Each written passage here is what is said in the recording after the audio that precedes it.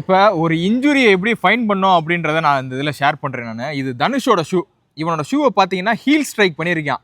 4 food mid ஃபுட்டை விட heel strike தான் அதிகமாக பண்ணியிருக்கான். இதனால என்ன ப்ராப்ளம் வந்திருக்கு அப்படின்னா மெனிஸ்கஸ் டேமேஜ் ஆகிருக்கு, ஏசிஎல்ல பார்ஷியல் டேமேஜ் இருந்திருக்கு. இதை எப்படி கண்டுபிடிச்சோம் அப்படின்னா ஒரு எம்ஆர்ஐ எடுத்து பார்த்ததுக்கப்புறம் அந்த டீட்டெயில்ஸ் வந்தது. சரி இது எதனால ஆச்சு அப்படின்னு தேடும்போது ஷூவை எடுத்து பார்க்கும்போது ஹீல்லையே ஸ்ட்ரைக் ஆகிருந்தது. ஸோ ஃபுட் பேட்டர்ன் வந்து ஹீல் ஸ்ட்ரைக் பண்ணுறதுனால அந்த மாதிரி நீல வந்து டேமேஜ் ஆகிருக்கும் அப்படின்றப்ப அந்த கன்க்ளூஷனுக்கு வந்து இப்போ என்ன பண்ணான் அப்படின்னா ஹீல்லேருந்து 4 ஃபுட்டுக்கு மாற்றுறதுக்கு முயற்சி பண்ணான்.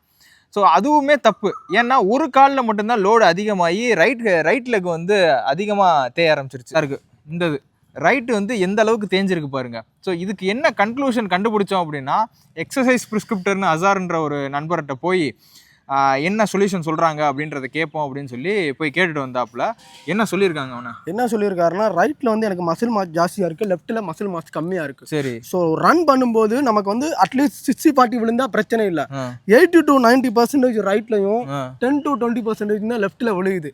இதனால தான் இந்த நீ வந்து அதிகமாக லோட் ஆகி மெனிகஸ்டும் ஏசிஎலும் பார்ட்டியல் டேமேஜ் ஆகிருக்கு. இதுக்கு ப்ரிவென்டேஷன் என்ன கொடுத்துருக்காப்லன்னா லெஃப்ட்டுக்கு வந்து நல்லா ஸ்ட்ரென்த்தை ஏற்றிட்டு இதையும் லோட் பண்ணுற மாதிரி இருந்தால் மேபி சரியாகிறதுக்கு வாய்ப்பு இருக்கு. ஆமா, இது எதுக்கு சொல்றோம்னா உங்களோட வலி என்னன்றதை நீங்க தான் உணர முடியும். அதை நம்மளா அதை இப்போ யார்கிட்டயோ ஒரு ஆள்கிட்ட கேட்கறதுனால கண்டுபிடிக்க முடியாது. ஒரு விஷயம் அக்ரவேட் ஆகாமல் இருக்கிறதுக்கு அதை போய் என்னன்றதை கேட்டு நீங்கள் தெரிஞ்சுக்கிட்டீங்க அப்படின்னா சீக்கிரமாகவே அந்த பிரச்சனைக்கு உண்டான சொல்யூஷன் கண்டுபிடிச்சிடலாம். இன்னொரு விஷயம் என்னன்னா ஒரு பிரச்சனையும் அவங்க ஓரளவுக்கு ஐடென்டிஃபிகேஷன் பண்ணியிருக்கணும். அப்போத்தான் நம்ம போகும்போது அவங்கள்ட்ட சொல்யூஷன் வாங்க முடியும். நம்ம ஒன்றுமே தெரியாமல் சுத்தமாக பிளாங்க்ல எனக்கு வலிக்குதுன்னு சொல்லி போயிருந்தோம்னா வச்சுக்கோங்க, அதுக்கான சொல்யூஷன் கிடைக்காது. முதல்ல உங்களுக்குள்ள தேடணும். தேடினதுக்கப்புறம் அதில் கண்டுபிடிக்க முடியலையா அதோட சேர்த்து ஃபிசியோதெரபிஸ்ட் டாக்டர்கிட்ட எல்லாம் போய் கன்சல்ட் பண்ணி அதை சரி பண்ணுறதுக்கு பாருங்கள். நீங்களாக ஒரு அசம்ஷனுக்கு முடிவுக்கு வராதிங்க.